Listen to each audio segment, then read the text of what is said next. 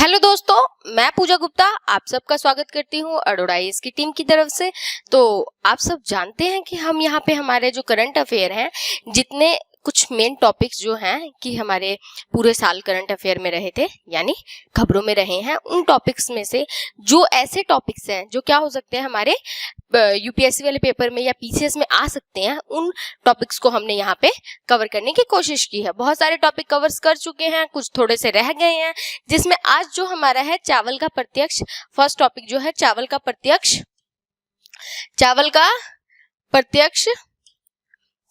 प्रत्यक्ष बीजारोपण है। ठीक है, इसका क्या मतलब होता है? देखो, कभी भी कोई भी टाइटल हो ना, तो सबसे पहले क्या करो, उस टाइटल को तोड़ने की कोशिश करो।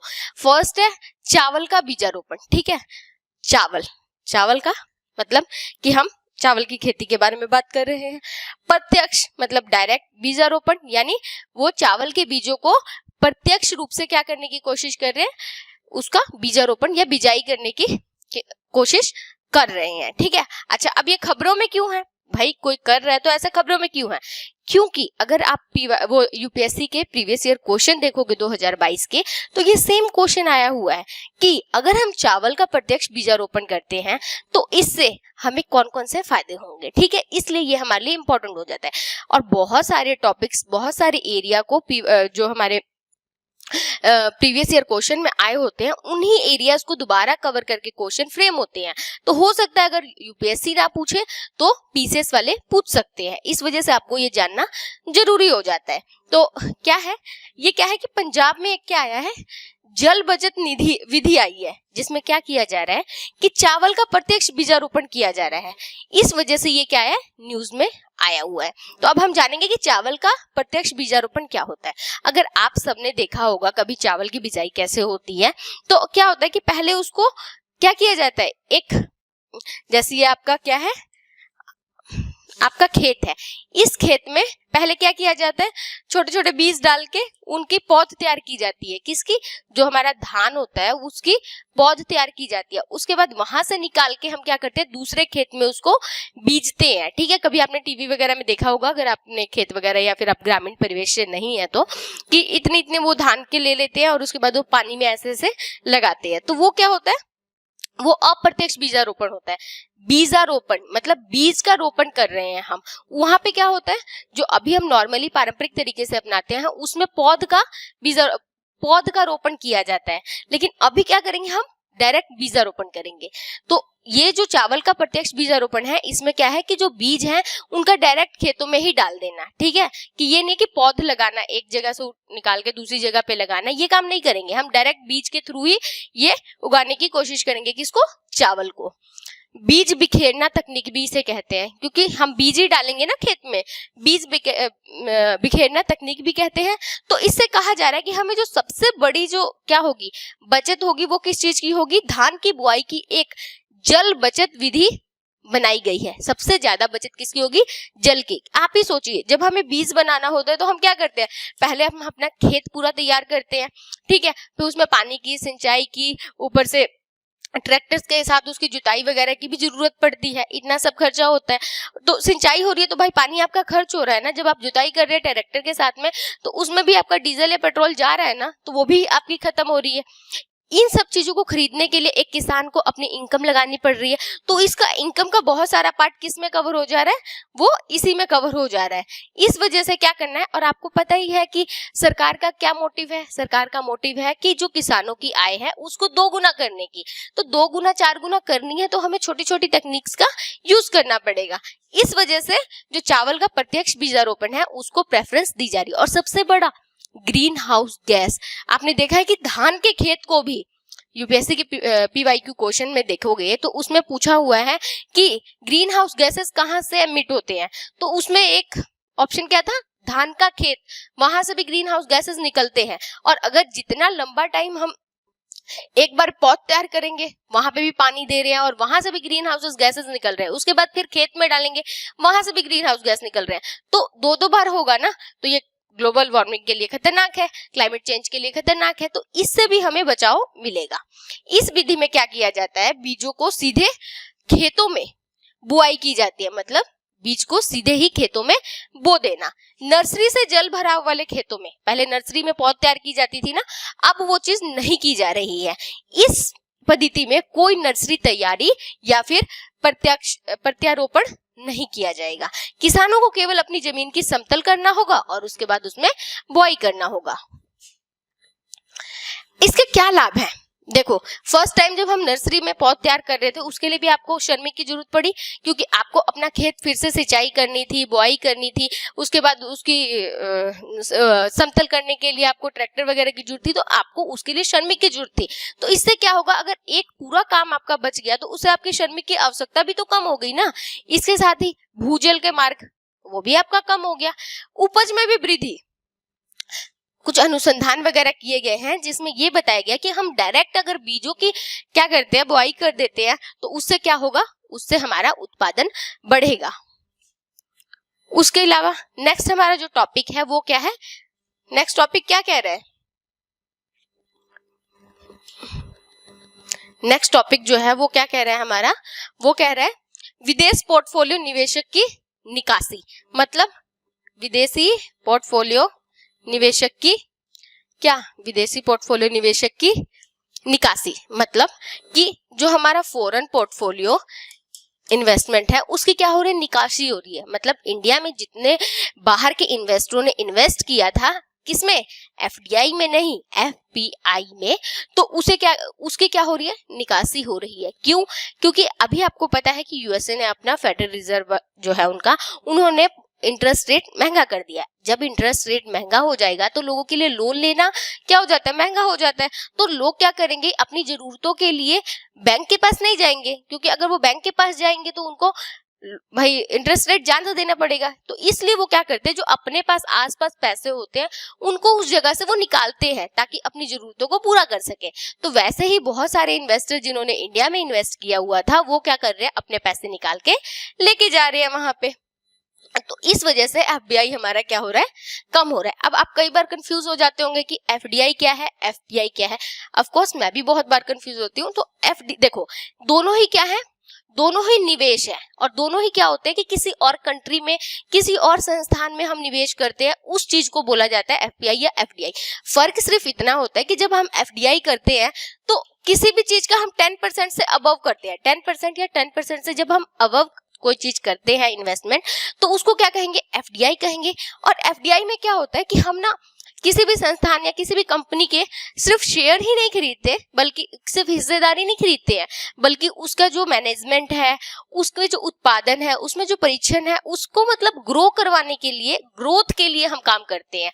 तो उसमें क्या, उसको क्या कहेंगे, हम एफडीआई कहते हैं। और एफडीआई क्या होता है कि ये क्या है, ये सिर्फ एक जगह इन्वेस्टमेंट कर रही है, और जैसे ये देखती है कि मार्केट ऊपर नीचे हो रहा है, ये फटाफट अपने पैसे निकालती है और फटाफट भाग जाती है। मतलब ये है कि कोई भी रिस्पॉन्सिबिलिटी नहीं होती इसकी, सिर्फ ये पैसा लगाती है शेयर मार्केट में और ये 10% से कम होता है। सिर्फ इतना ही मेजर फर्क होता है दोनों के अंदर, ठीक है। तो क्या हुआ है कि अब आपको पता चल गया निकासी, मतलब कि एफपीआई में क्या आ रही है, गिरावट आ रही है। अब हमें जानना है कि विदेशी पोर्टफोलियो निवेशक होते क्या हैं। वो होते हैं जो अपनी घरेलू सीमा के बाहर, मैंने कहा ना दूसरे कंट्री में, घरेलू सीमा के बाहर बाजारों में निवेश करते हैं, चाहे वो हो mutual fund, bond, stock, exchange trade fund, American depository receipt और ग्लोबल डिपॉजिटरी रिसिप्ट। इनमें क्या करते हैं, इन्वेस्ट करते हैं, उनको क्या बोले जाएंगे, एफपीआई। लेकिन इनका जो शेयर होगा वो कितना होगा, 10% से कम होना चाहिए, उसको हम एफपीआई कहेंगे। एफपीआई किसी देश के पूंजी खाते का हिस्सा होता है।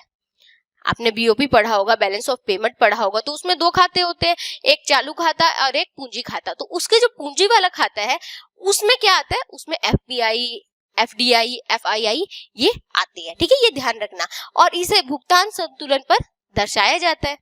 भुगतान संतुलन का अभिप्राय है, मतलब बीओपी का क्या मतलब है, यहाँ बताया गया है कि ऐसा सांख्यिकी विवरण से होता है जो एक निश्चय अवधि में, मतलब नॉर्मल ये बता देती हूँ कि इंडिया है, इंडिया का अन्य जितने देश है अन्य जितने देश हैं, मतलब श्रीलंका हो गया या फिर बांग्लादेश हो गया, यूएसए हो गया, यूके हो गया, कितने सारे देशों के साथ जो ट्रेड होता है, जितना पैसा जा रहा है, जितना पैसा आ रहा है, उसको जिस शीट में हम रखते हैं उसको बैलेंस क्या कहा जाता है, बैलेंस शीट कहा जाता है उस चीज को, उसी को हम बैलेंस ऑफ पेमेंट कहते हैं, ताकि हमें पता रहे कि कितने पैसे जा रहे हैं, कितने पैसे आ रहे हैं, उस चीज को हम क्या कहेंगे, बैलेंस ऑफ पेमेंट। इसमें जो लिखती है डेफिनेशन वो बता देती हूँ मैं आपको, जो एक निश्चित अवधि के दौरान किसी देश के निवासियों द्वारा, मतलब एक वर्ष में मान लेते हैं, एक वर्ष में किसी देश के निवासियों द्वारा विश्व के साथ या विश्व के अन्य निवासियों के द्वारा हम क्या करते हैं, लेन देन करते हैं, उसका हम एक लेखांकन करते हैं, मतलब एक रिकॉर्ड रखते हैं, उस चीज को हम क्या कहते हैं, उसको हम भुगतान संतुलन कहते हैं। वो आमतौर पर सक्रिय शेयर धारक नहीं होते हैं, उन कंपनियों में कोई नियंत्रण नहीं होता और उनके पास शेयर होते हैं। क्या कह रहा है, मैंने एफडीआई में आपको समझाया कि वहां पे उनको स्वामित्व होता है, वो उस चीज को ग्रोथ करवाने के लिए उस कंपनी के काम करते हैं, आर&डी वगैरह देते हैं, टेक्निक्स वगैरह शेयर करते हैं। लेकिन यहाँ पे जो एफबीआई है उसमें सिर्फ शेयर होता है, उनको कोई भी कंपनी पे कोई नियंत्रण नहीं है कि किस हिसाब से काम होगा, किस हिसाब से नहीं, उसको कोई मतलब नहीं है, उसको अपने प्रॉफिट से मतलब है सिर्फ, ठीक है। सेबी ने वर्ष 2014 के पूर्ववर्ती एफबीआई नियमों की जगह क्या किया है, 2019 में एक नया क्या लेके आई है, एक नया एफबीआई नियम लेके आई है, ठीक है। एफबीआई को हम हॉट मनी कहते हैं। हॉट मनी क्या होता है कि हॉट मनी का, ठीक है हम पढ़ते हैं पहले, कि किसी भी प्रकार के संकट के समय सबसे पहले भागने वाले संकेतों की प्रवृत्ति को दर्शाता है। हॉट मनी क्या होता है कि जब भी कुछ थोड़ा सा भी ऊपर नीचे होगा तो जो सबसे पहले जो भाग जाएगा उसको हम क्या कहते हैं, हॉट मनी कहते हैं। एफबीआई अधिक तरल और अस्थिर होता है, इसलिए एफडीआई की तुलना में ये ज्यादा जोखिम भरा होता है। आप यूपीएससी के कोई सा भी पेपर उठा के देख लो, किसी भी ईयर का पेपर उठा के देख लो, आपको एफबीआई और एफडीआई से क्वेश्चन जरूर मिलेगा। इस वजह से आपको एफबीआई और एफडीआई दोनों को ही बहुत अच्छे तरीके से करना है। एफबीआई का क्या महत्व है, इससे क्या मिल जाता है, मान लो कि कोई कंट्री हमारे देश में आके इन्वेस्टमेंट कर रही है, तो इससे क्या मिल गया, एक तरह से हमें इंटरनेशनल क्या मिल गया, ऋण तक पहुंच हो गई। कैसे, अब इंडिया तो रुपये में चल रहा है, लेकिन बाहर से दो देश आए, मान लो कि यूएसए ने हमारे अंदर इन्वेस्टमेंट जो किया है वो डॉलर में किया है, तो इनडायरेक्टली हमें डॉलर मिल गया ना, और हमें एक तरह से क्या मिल गया, एक तरह से हमें ऋण मिल गया। क्यों, क्योंकि जब वो हमारे बॉन्ड या शेयर खरीदते हैं उसके बदले हम उनसे पैसे भी तो लेते हैं, तो वो क्या होगी, हमारी अंतरराष्ट्रीय ऋण तक पहुंच होगी। इसके अलावा घरेलू पूंजी बाजारों की तरलता को बढ़ाता है। तरलता आप समझते हैं ना कि कितनी लिक्विडिटी है हमारे बाजार में, उस चीज को ये बढ़ाता है क्योंकि ये पैसे और इन्वेस्टमेंट लेके आएगा। यह इक्विटी बाजारों के विकास को भी बढ़ावा देता है। वित्त पोषण के लिए बढ़ी हुई प्रतिस्पर्धा, बेहतर प्रदर्शन संभावना, कॉर्पोरेटिव प्रशासन में भी क्या करता है, ये सुधार लेके आता है। भारत में एफपीआई का क्या सीन है, ठीक है। एफपीआई भारतीय बाजार में सबसे बड़े और गैर प्रवर्तक शेयर धारक है। इनके निवेश निर्णयों की शेयर की कीमतों और बाजार की समग्र दिशा पर भारी असर पड़ता है। अब जाहिर सी बात है कि कोई भी इन्वेस्टमेंट है, कोई भी इन्वेस्टर है जो इन्वेस्टमेंट कर रहा है, उसका मान लो कि आपके पास कोई कंपनी है, ठीक है, इस कंपनी में किसी 10-12 इन्वेस्टर ने इन्वेस्टमेंट किया हुआ है।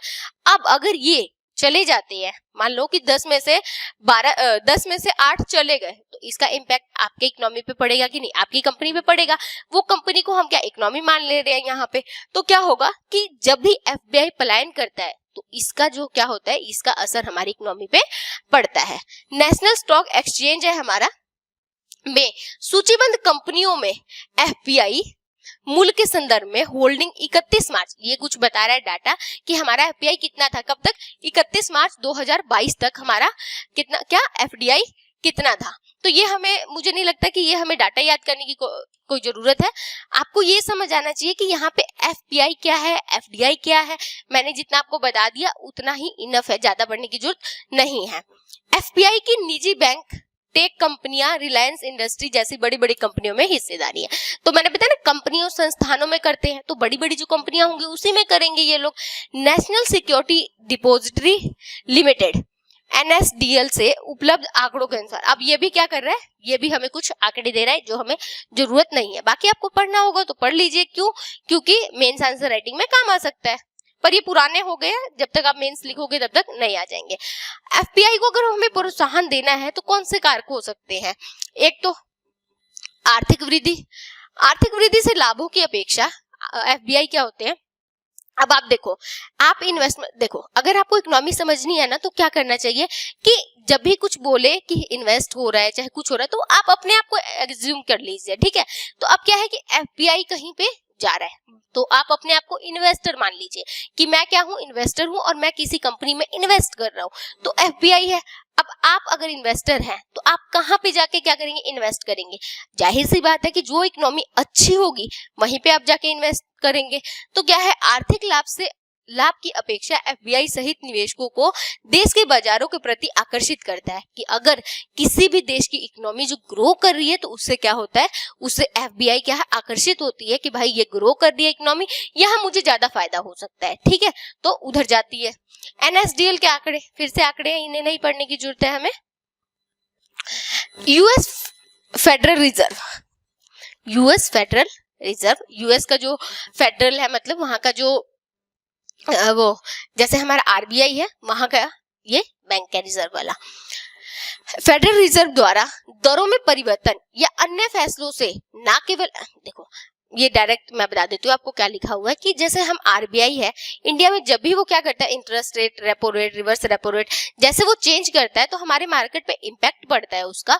उसी तरीके से जब यूएस का फेडरल रिजर्व जो है क्या करेगा, अपने इंटरेस्ट रेट अप या डाउन करता है तो उसका इम्पैक्ट भी अन्य इकोनॉमिक्स पे पड़ता है, इकोनॉमी पे पड़ता है। फेडरल रिजर्व और भारतीय बाजारों का सह संबंध, आप बताओ कि भाई यूएसए वहां बैठा हुआ है, इंडिया यहाँ बैठा हुआ है, तो इंडिया को कैसे इंपैक्ट कर रहा है, तो उसके बारे में बताया कि भारत जैसी उभरती अर्थव्यवस्थाओं में विकसित देश जैसे अमेरिका और कई अन्य देश जो होते हैं बहुत ज्यादा इन्वेस्टमेंट करते हैं और जैसे ही थोड़ी भी हमारी इकोनॉमी अप डाउन होती है ये एफबीआई वाले भाग जाते हैं तो हमारे क्या होता है, हमारी इकोनॉमी पे और ज्यादा असर होता है। मतलब कि अगर आपके पास मुसीबत आई हुई है तो ये मुसीबत को और बढ़ा देते हैं। जब यूएस फेडरल अपनी ब्याज दरें को बढ़ाता है तो दोनों देशों की ब्याज दरों के बीच अंतर कम हो जाता है और इससे क्या होता है कि जो इन्वेस्टर है वो अपना पैसे लेके भाग जाते हैं। ये भारत की करेंसी कैरी ट्रेड हेतु कम आकर्षक है जिसके परिणाम स्वरूप धन भारत के बाजारों से बाहर क्या हो जाते हैं, धन का निष्कासन हो जाता है। एफबीआई भारतीय होल्डिंग क्यों बेच रहे हैं? जो एफबीआई है भारतीय होल्डर्स जो होल्डिंग्स क्यों बेच रहे हैं? महामारी के बाद क्या पड़ा है, प्रभाव पड़ गया है और जो मतलब जो जितने भी बिजनेसमैन है वगैरह वो लोग थोड़ा सा डर रहे हैं क्या करने में, अपनी इकोनॉमी में इन्वेस्ट करने से वो डर रहे हैं। इस वजह से क्या हो रहा है कि जो और जिन लोगों के पास कुछ पैसे हैं वो निकाल रहे हैं क्योंकि उनको पता है कि कब कोलैप्स हो जाए इकोनॉमी पता नहीं है। इस वजह से क्या कर रहे हैं कि महामारी के बाद का जो फेज है उसमें लोग पैसे लगाने को तैयार नहीं हो रहे हैं। उसके बाद ये कोविड की दूसरी लहर बता रखा है, उसमें भी क्या हुआ, एफबीआई थोड़ा सा, दूसरी लहर तो बहुत ज्यादा खतरनाक थी, उसके वजह से एफबीआई थोड़ा और प्रभावित हुआ।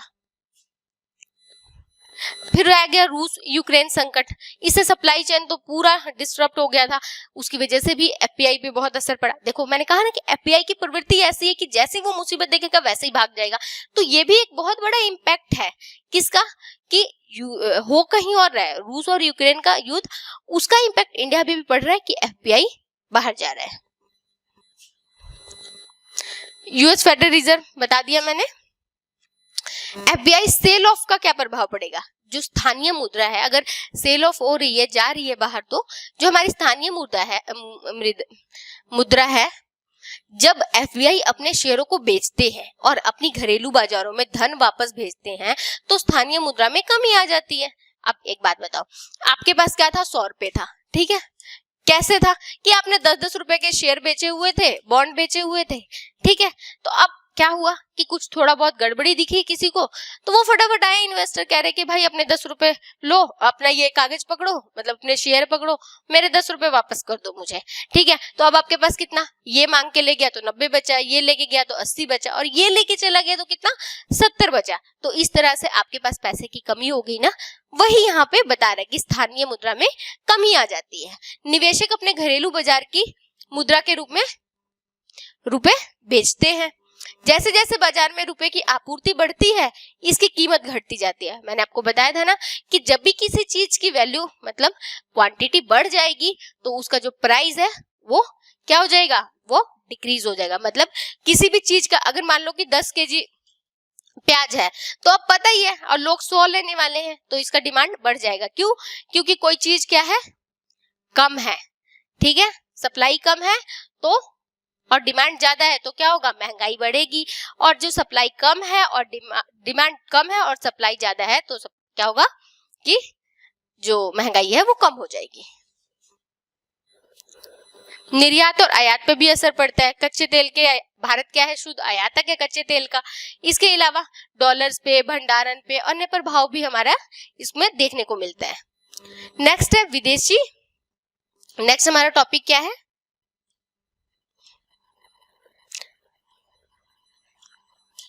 नेक्स्ट जो टॉपिक है विदेशी अंशदान अधिनियम में संशोधन हुआ है जो हमारा FCRA है, विदेशी अंशदान विनियमन अधिनियम। ठीक है, इसमें क्या हुआ है, इसमें कुछ चेंजेस आए हैं। अब क्या चेंजेस आए हैं ये हमें देखना है। ठीक है, देखो पहली बात जो मैंने क्या कहा, आपको हेडिंग देखिए, उसको तोड़िए और उसके बाद उसमें ढूंढने की कोशिश कीजिए कि इसमें कहने की क्या कोशिश कर रहा है। विदेशी अंशदान, विदेशी, विदेशी मतलब बाहर से, अंशदान मतलब उन्होंने कुछ हमें दिया है। ठीक है, अंश मतलब अंशदान, अंशदान मतलब होता है कि कुछ बाहर से डोनेशन मिली है वो, और उसका विनियमन और अधिनियम मतलब कि उसके जो बाहर से कुछ हमें डोनेशन मिल रही है उसका क्या करना, उसके ऊपर कोई नियम विनियमन लगाना, उसके लिए कोई कानून बनाया गया है, यहाँ कहने का ये मतलब है। ये किसके अंडर होता है, जो भी हमें विदेशी अनुदान वगैरह मिलता है वो किसके अंडर आएगा, वो आएगा गृह मंत्रालय के अंडर आता है। ठीक है, तो क्या हुआ है कि 2020 में FCRA से को सख्त कर दिया गया है। क्यों? क्योंकि बाहर से कई लोग क्या करते हैं कि भारत को अस्थिर बनाने के लिए, जैसे इकोनॉमी जब किसी की ग्रो करने लग जाती है तो उसको अस्थिर करने के लिए जो बाहरी कारक होते हैं वो परेशान करते हैं। तो वो क्या करते हैं, देश के अंदर रहने वाले लोगों को फंडिंग करते हैं। किसके थ्रू? अब डायरेक्ट तो फंड नहीं कर सकते ना, क्योंकि भाई सब नजर रखी जाती है कि कहाँ से कौन सी फंडिंग किसके अकाउंट में कैसे आ रही है। तो क्या किया जाता है कि उसको डोनेशन के रूप में भेजा जाता है। तो गवर्नमेंट ने क्या किया कि इन सब चीजों को देखते हुए कि भाई जो डोनेशन जहां से आ रहा है उन चीज को ही सख्त कर दिया। मतलब कि जहां से प्रवेश द्वार था, जहां से लीकेज हो रही थी, उसी को उसने सख्त करने की कोशिश की है। जिससे ये स्पष्ट हो गया कि जो NGO जो सीधे राजनीतिक दल से जुड़े नहीं हैं लेकिन बंद, हड़ताल, सड़क अवरोध वगैरह में क्या करते हैं, सरकार के खिलाफ नारेबाजी वगैरह करते हैं, उन चीजों को कम किया जा सके क्योंकि वो बाहर से फंडेड होते हैं। ठीक है, अब आप एक बात बताइए, दंगे फसाद में कौन सी ऐसी फैमिली है जो कि 9 से 5 की जॉब करती है और इतना टाइम है उनके पास कि वो जाके क्या करे, दंगों में पार्टिसिपेट करे? वो बंदा कभी नहीं जाएगा क्योंकि वो अपनी ही लाइफ में इतना उलझा हुआ है। ठीक है, जो दंगों में भी बाहर जाके लड़ाई झगड़े कर रहे हैं वो कौन होते हैं, वो फंडेड लोग होते हैं जिनको बाहर से वित्त देकर बुलाया जाता है। इस वजह से, और ये कैसे होगा, देश के लोग तो नहीं करते, बाहर के लोग, बाहर की इकोनॉमिक्स हमारे देश को, इकोनॉमी जो है हमारे देश को क्या करने के लिए, अस्थिर करने के लिए ऐसे प्रयास करती है। विदेशी योगदान अधिनियम ये कब आया था हमारे पास फर्स्ट टाइम? 1976 में आया था। जब क्या था, आपातकाल के दौरान आया था। क्यों? क्योंकि उस टाइम भी माहौल बिगाड़ा जा रहा था, तो उस टाइम पे पहली बार ये इंट्रोड्यूस किया गया था। संसद में 1969 में ही व्यक्त कर दिया गया था। मतलब कि भाई जो बाहर से अंशदान आ रहा है उस पे थोड़ी चिंताएं कब व्यक्त कर दी थी, 1969 में ही। लेकिन इसका जो अधिनियम बना, जो कानून बन के आया, वो कब आया, 1976 में। कानून ने व्यक्ति और संघों को विदेशी दान को विनियमित करने की मांग की। एक संप्रभु लोकतांत्रिक गणराज्य के मूल के रूप में अनुरूप कार्य कर सकते हैं। उद्देश्य क्या था? जो व्यक्ति हैं, NGO को अधिनियमित करना, पंजीकृत करना, विदेशी जो धन आ रहा है उसको विनियमित करना, ताकि हमें पता हो कि कौन सा धन कहाँ आ रहा है और कहाँ यूज हो रहा है। ऐसा ना होना कि कई लोग क्या करते हैं, सिर्फ NGO के नाम पे बाहर से डोनेशन इकट्ठा करते रहते हैं और काम कुछ भी नहीं करते। तो इससे क्या होता है कि जो काम कर रहे होते हैं NGO, उन पे भी गलत इम्पैक्ट पड़ता है, उनकी भी रेपुटेशन खराब होती है। अधिनियम चुनाव के लिए उम्मीदवारों, पत्रकारों, समाचार पत्रों, मीडिया प्रसारण कंपनियों, न्यायाधीशों, सरकारी कर्मचारी विधायिका के सदस्य और राजनीतिक दलों या पदाधिकारियों को क्या करता है कि वो डोनेशन लेने से रोकता है। कहां से? विदेशी डोनेशन कौन कौन नहीं ले सकता, इसे अच्छे से पढ़ लीजिए कि ये जितने लोग हैं क्या नहीं कर सकते हैं, डोनेशन नहीं ले सकते हैं। कौन कौन है? फिर से उम्मीदवार जो क्या कर रहे हैं, चुनाव में खड़ा होने वाले हैं, पत्रकार हो गए, समाचार पत्र वाले हो गए, मीडिया प्रसंस्करण हो गया, सरकारी कर्मचारी, न्यायाधीश हो गए, विधायिका के सदस्य और राजनीतिक पदों पे बैठे लोग क्या नहीं ले सकते हैं, डोनेशन नहीं ले सकते हैं। किन से? बाहरी संस्थानों से। संशोधन में क्या कहा गया है? संशोधन में क्या कहा गया है? कानून को मजबूत करने के लिए और राष्ट्रीय हित के लिए हानिकारक किसी भी गतिविधि हेतु उनके उपयोग को प्रतिबंधित करने के लिए ये चीज लेकर आई गई है। 2020 में कानून में पुनः संशोधन हुआ, जो 2010 में भी हुआ था उसमें ये बात बोली गई है, फिर 2020 में किया गया, पुनः संशोधन किया गया। अब इसमें क्या बातें कर रहा है? प्रमुख परिवर्तन क्या किए? FCRA के तहत विदेशों में अपने रिश्तेदारों से सालाना 10 लाख रुपए प्राप्त करने की अनुमति है। मतलब मान लो कि आपका बेटा क्या करने गया है, बाहर रहने गया हुआ है, तो क्या कर रहा है, वो आपको पैसे भेजता है, तो उसमें बता दिया गया कि अगर आप एज अ डोनेशन उसको ले रहे हो तो आप सिर्फ 10 लाख तक ही ले सकते हो। कब? पूरे 1 साल में। ठीक है, एक तो ये लिमिट सेट कर दी। पहले ये सीमा 1 लाख रुपए थी। यदि राशि अधिक हो जाती है तो व्यक्तियों के पास 30 दिन का टाइम है कि सरकार को वो सूचित करे, और उसके बाद उसको 90 दिन का टाइम दिया जाता है कि आप बताओ कि कैसे भाई कहां से पैसे आए हैं। इसके अलावा जो NGO वगैरह हैं उन पे व्यक्तियों और संगठनों या फिर NGO को प्राप्त धन का FCRA के तहत पंजीकरण या पूर्व अनुमति प्राप्त करने के लिए क्या करना पड़ता है? 45 दिन का समय मिलता है। पहले ये क्या था? 30 दिन था। विदेशी फंड प्राप्त करने वाले संगठन प्रशासनिक, देखो प्रशासनिक कार्य मतलब क्या हो गया यहाँ पे कि जैसे आप एक NGO चला रहे हो, अब NGO को रजिस्टर करवाया है, उसमें बहुत सारे काम होते हैं, अलग अलग चीजों को देखना होता है, उसके लिए स्टाफ भी नियुक्त किया जाता है। तो उस प्रशासनिक चीज को संभालने के लिए आप क्या नहीं कर सकते, 20% से ज्यादा आप खर्चा नहीं कर सकते हो। मान लो कि किसी NGO को 1.5 लाख रुपए मिल गए या 2 लाख रुपए मिल गए, वो कह देता है कि भाई पहले 50% था ये सीमा, वो कहता है भाई 50% तो हमारा प्रशासन में ही चला गया, अब तो हमारे पास कुछ बचा ही नहीं है। तो अब क्या कर दिया कि 20% पे ही सीमित कर दिया कि आप 20% से ज्यादा प्रशासनिक खर्च पे, प्रशासन पे व्यय नहीं कर सकते हो। इसके अलावा FCRA के तहत 5 अपराधों को समाज से देश बनाते हुए 12 कर दिया गया है। इससे पहले ये अपराध कितने थे? 7 थे। समाजसेद अपराध क्या होता है? जहां शिकायतकर्ता जिसने मामला दर्ज किया हो यानी पीड़ित समझौता करता है और आरोपी के खिलाफ आरोपों को हटाने के लिए सहमत हो जाता है। मतलब मान लो कि कोई NGO का मालिक है या NGO के अंदर काम कर रहा है, उस चीज पे, उस NGO पे आरोप 7 बार से ज्यादा नहीं लगे होने चाहिए। प्रस्ताव का महत्व क्या है? इससे प्रेषण बढ़ेगा। प्रेषण मतलब जो बाहर से लोग पैसे भेजते हैं, पहले देखो 1 लाख था, वो बढ़ाकर हमने 10 लाख रुपए कर दिए हैं, तो इससे क्या होगा, हमारे पास बाहर से डॉलर आएगा। अभी हमने क्या न्यूज पढ़ी, अभी हमने न्यूज पढ़ा FPI वाला कि हमारा FPI जा रहा है। तो FPI किस बेस में जा रहा है? भाई हमारे डॉलर लेके जा रहा है, वो हमारे रुपए थोड़ी लेके जाएगा, क्योंकि उसने हमें डॉलर दिया था तो हमें भी उसको डॉलर ही देना पड़ेगा। वो हमारा डॉलर लेके चला गया। अब इंडिया को भाई पैसे चाहिए तो कहां से आएंगे? हमारा बहुत बड़ा डायस्पोरा जो है वो इंडिया से बाहर रहता है, तो वहां से हमें इनकम आती है, तो उस चीज को अब बढ़ा दिया गया है। विदेशी मुद्रा भंडार को स्थिर करना, इससे स्थिर होगा ना, डॉलर आएंगे तो। व्यापार घाटा को कम करना, आपको पता ही है कि जो हमारा चालू खाते में व्यापार है वो क्या रहता है, वो घाटे में चलता है, लेकिन जो सेवा है हमारी वो सरप्लस रहती है। नेक्स्ट जो हमारा टॉपिक है वो क्या है? वित्तीय सेवा संस्थान ब्यूरो। वित्तीय सेवा संस्थान ब्यूरो, अब ये क्या है ये पढ़ते हैं। वित्तीय सेवा संस्थान ब्यूरो, इनके बारे में बताते हैं कि ये क्या है।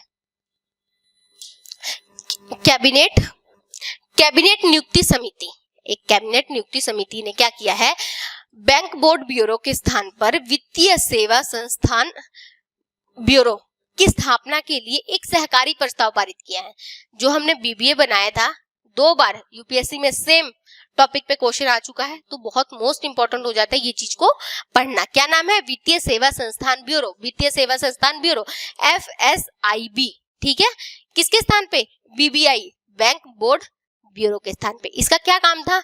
इसका काम था कि जो हेड होते हैं बैंकों के या कंपनी या संस्थानों के, उनको उनका चुनाव करना किसका काम था? बैंक बोर्ड ब्यूरो का। तो अब क्या किया गया है? एक प्रस्ताव पारित किया गया और कहा गया है कि बैंक ब्यूरो बोर्ड ब्यूरो की जगह हमें क्या ले आना चाहिए? वित्तीय सेवा संस्थान ब्यूरो लेके आना चाहिए। अब ये क्या है ब्यूरो? सार्वजनिक क्षेत्रीय बैंकों और बीमा कंपनियों के प्रमुखों का चयन करना, बता दिया मैंने आपको। ठीक है, मतलब क्या हुआ है कि सिर्फ नाम चेंज हुआ है, बीबीबी को बंद कर दिया गया है और इसके काम हमने किसको सौंप दिया है? एफएसआईबी को सौंप दिया है। एफएसआईबी के पास दिशा निर्देश जारी करने, राज्य द्वारा संचालित गैर बीमा, देखो गैर